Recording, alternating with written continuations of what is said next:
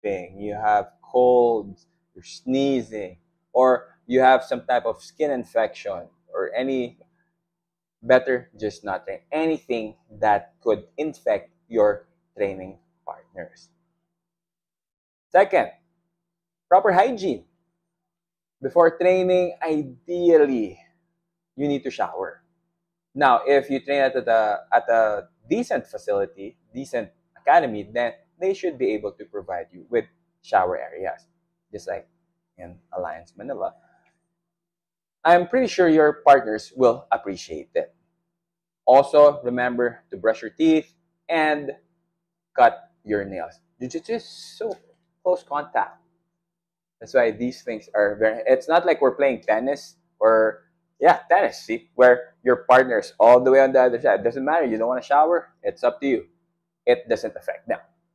So do that. Next,